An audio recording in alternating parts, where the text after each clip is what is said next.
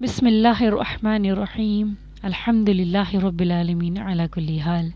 اللہ تعالیٰ کا بہت بہت احسان ہے کہ میں پہلے سے بہت زیادہ بہتر ہوں، اور آپ سب لوگوں کا بہت بہت دل سے جزاک اللہ کہ آپ لوگوں نے مجھے اتنی اچھی اچھی دعائیں دی میری طبیعت خراب ہونے پر، اور مجھے دعاؤں میں یاد رکھا یقیناً۔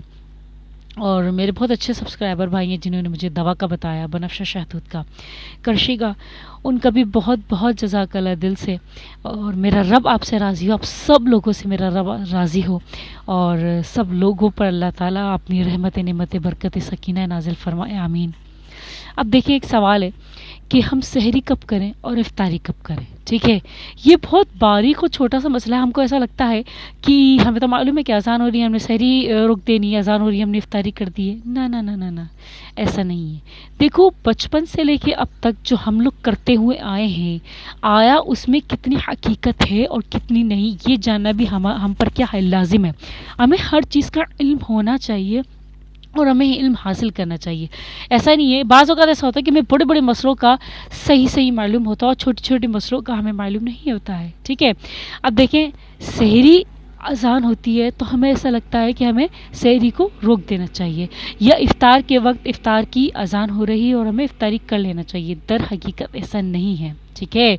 دیکھو، ہمارے یہاں اور بہت سی ایسی جگہوں پر ایسا ہوتا ہے کہ اہل حدیث والوں کی اذانیں پہلے ہوتی ہیں، اور ہمارے گھروں میں اہل حدیث والوں کی اذانیں آ رہی ہوتی ہیں، تو ہم لوگ کیا کرتے ہیں، اس پر سحری بھی بند کر لیتے ہیں اور افطار بھی کر لیتے ہیں۔ جبکہ اگر اہل حدیث کی اذان پر آپ نے روزہ افطار کیا تو آپ کا روزہ ٹوٹ بھی جائے گا، ٹھیک ہے؟ اور آپ کو اس کا کفارہ بھی ادا کرنا پڑے گا۔ سمجھ میں آ رہی میری بات؟ روزہ ٹوٹ جانے پر آپ کو کفارہ ادا کرنا پڑے گا نا، جب آپ نے اپنی اذان ہونے یا اپنے وقت مقررہ سے پہلے آپ نے اگر افطار کر لیا تو آپ کا تو روزہ ٹوٹ گیا نا، آپ کو تو پھر دم دینا پڑے گا، آپ کو کفارہ ادا کرنا پڑے گا۔ سمجھ میں آ رہی میری بات؟ تو دیکھیں، یہ شیڈول کارڈ ہے، یہ شیڈول کارڈ یہ سب کے پاس ہوگا، یقیناً یہ سب کے پاس آتا ہے شیڈول کارڈ۔ اس پہ یہ بہت آسان ہو جاتا ہے سب کے لیے، اور خاص طور پہ مجھے تو بہت آسانی ہو جاتی ہے اس میں۔ اس لیے دیکھو، جو چیز مجھے علم ہوتا ہے نا، میں چاہتی ہوں وہ چیز سب کو آسانی بتاؤں۔ میں تو جتنا ہو سکتا ہے نا، چیزوں میں پیچیدگی ہٹا کر آسانی تلاش کرتی ہوں، تاکہ وہ سمجھ میں اور عمل کرنے میں آسانی ہو، اور سامنے والے کو بھی میں ویسے ہی سمجھاؤں، ٹھیک ہے؟ اب یہ شیڈول ہے، آپ کے پاس یہ شیڈول پہ یہاں پہ سارے وقت، اوقات، روزے، دن، تاریخ سب کچھ لکھی ہوئی آتی ہے، ٹھیک ہے؟ اب پہلا روزہ ہمارا جو ہے 6:40 پر بند ہوا تھا اور 7:56 پر افطار ہوئی تھی۔ اب ہمارے یہاں پر جیسے بہت سارے ایسے لوگ ہیں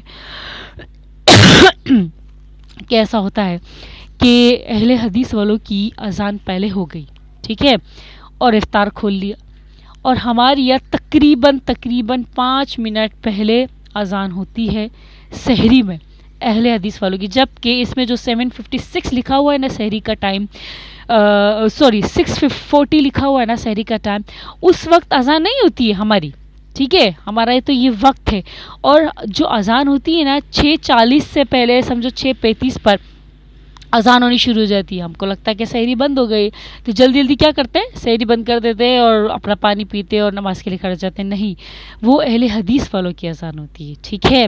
آپ کو اپنے شیڈول پہ دیکھنا ہے کہ آپ کی جو ہے اذان، جو دیوبندی کی جو اذان ہوتی ہے ہماری، وہ 6:40 پر اذان ہوئی ہے، اس پر ہم نے کیا کرنا ہے، اپنا روزہ بند کر لینا ہے۔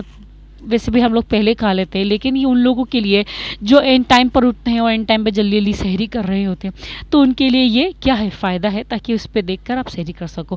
اور افطار 7:56 پر افطار ہو رہی ہے، لیکن اہل حدیث والوں کی پہلے اذان ہو رہی ہے، تو اس پر اگر آپ نے افطاری کر لی تو آپ کا روزہ بھی ٹوٹ جائے گا، آپ کو کفارہ بھی ادا کرنا پڑے گا۔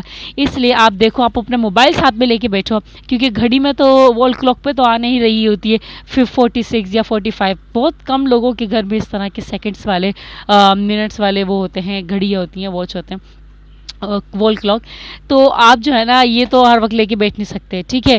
تو آپ جو ہے نا اپنے پاس موبائل لے کے بیٹھو، اس پہ یہ اس طرح کی 7:50 7:55 7:56 اس طرح کی ٹائمنگ آ رہی ہوتی ہے، تو یہ بہت آسان ہو جاتا ہے۔ تو جیسے 7:56 ہو تو آپ نے اس پر افطار کرنی ہے، اس سے پہلے جو اذان ہوگی نا اس پر افطار نہیں کرنی ہے، سمجھ میں آ گئی میری بات.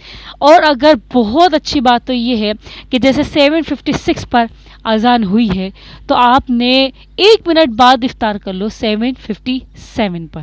ٹھیک ہے, آپ نے اس پہ یعنی کہ 1 منٹ دیر پہ آپ افطار کر لو گے تو یہ ہوگا کہ دل کو تسلی رہے گی کہ ہاں میرا روزہ کیا ہوا ہے, مکمل کیا ہوا ہے. جب ہم نے 14-16 گھنٹے جب بھوکے رہے اس روزے میں رہے ہیں تو 1 منٹ اور صحیح. سمجھ میں آ رہی بات. تو اللہ تعالیٰ بھی ہمارے ہم سب کے آپ سب کے روزے قبول و مقبول فرمائے, اور اللہ تعالیٰ ہم سب کی دعاؤں کو قبول فرمائے, ہم سب کی عبادت کو اللہ تعالیٰ قبول فرمائے. مجھے امید ہے, یقین ہے کہ آپ سب لوگوں کے پاس اگر یہ نہیں ہے تو آپ لوگ یہ لے آئیے گا, اور اس سے دیکھ کر آپ لوگ اپنا سحری اور افطاری کا کیا بنائیے گا, ٹائمنگ بنائیے گا, تاکہ آپ لوگوں کو کیا ہو, آسانی ہو, کوئی مشکل نہ ہو. جزاک اللہ.